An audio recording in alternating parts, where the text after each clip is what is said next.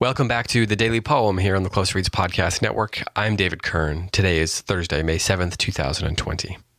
Today's poem is by Gerard Manley Hopkins, an English poet and Jesuit priest, and one of the foremost of the Victorian poets. He lived from 1844 to 1889 and is especially known for his use of sprung rhythm.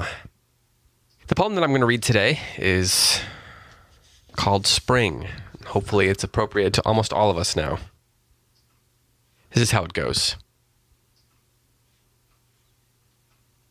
Nothing is so beautiful as spring. When weeds and wheels shoot long and lovely and lush, thrush eggs look little low heavens, and thrush through the echoing timber does so rinse and ring the ear. It strikes like lightning to hear him sing. The glassy pear tree leaves and blooms, they brush the descending blue. That blue is all in a rush with richness. The racing lambs, too, have fair their fling. What is all this juice and all this joy? A strain of the earth's sweet being in the beginning in Eden garden.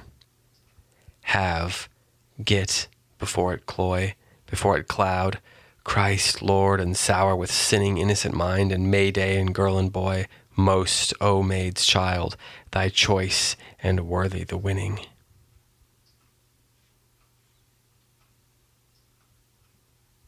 So it seems appropriate, I suppose, to read a poem by someone who is known for sprung rhythm. Read a poem called Spring. This is one of his Petrarchan sonnets. It's one that is not as known, perhaps, as some of his most popular poems, like, say, God's Grandeur. Seamus Heaney called this a two-part sonnet. So the first 8 lines are celebrating spring, and then the second part, the last 6 lines, are interpreting the beauty that he has seen within the context of God's creativity.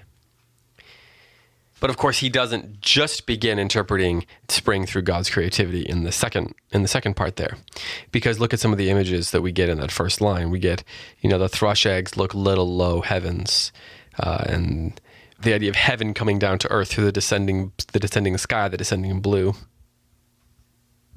There's the echoing timber and nature itself singing a song. There's a sort of vibration in that, which of course is echoed in the alliteration that the sprung rhythm and the alliteration that Hopkins incorporates into the poem. His poems are difficult to read. They're memorizable in a sense, but they also take some clearing of the headspace, if you will, to get into their structure, into their forms, to kind of let the poem's language and structure wash over you. In a way, you kind of have to to borrow a line from the poem, you have to let the language strike like lightning to hear him sing. And then, of course, in the second part of it, we get the sort of reinterpretation of the poem, or the reinterpretation of the season that Hopkins offers us. What is all this juice and all this joy? Hopkins asks, as if to say, we don't deserve this. We don't deserve such beauty. He says that it's a strain of the earth's sweet being in the beginning in Eden garden, before sin has transformed it, before sin has ruined it and made our access to such beauty limited. So he says, have, get, before it cloy, before it cloud, before it sours with sinning.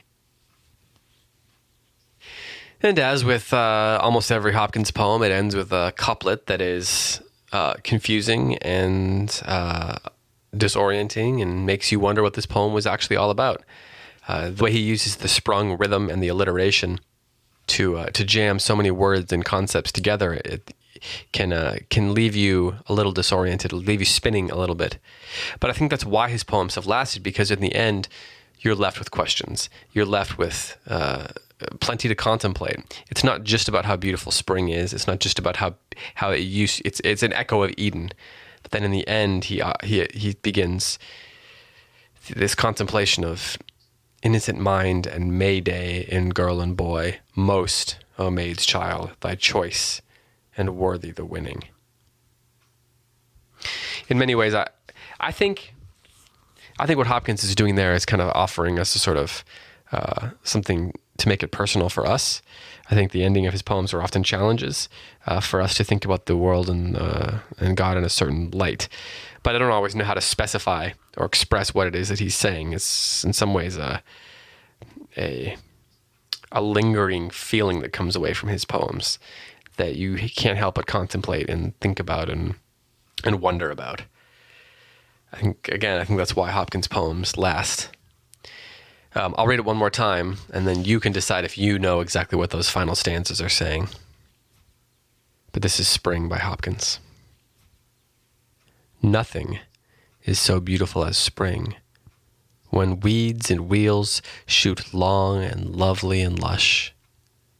Thrush eggs look little low heavens, and thrush through the echoing timber does so rinse and ring the ear it strikes like lightning to hear him sing. The glassy pear tree leaves and blooms. They brush the descending blue. That blue is all in a rush with richness. The racing lambs, too, have fair their fling. What is all this juice and all this joy? A strain of the earth's sweet being in the beginning in Eden garden. Have, get, before it cloy, before it cloud, Christ, Lord, and sour with sinning, innocent mind, and Mayday and girl and boy, most, O maid child, thy choice, and worthy the winning. This has been the Daily Poem. Thanks so much for listening. I'll be back tomorrow with another poem for you.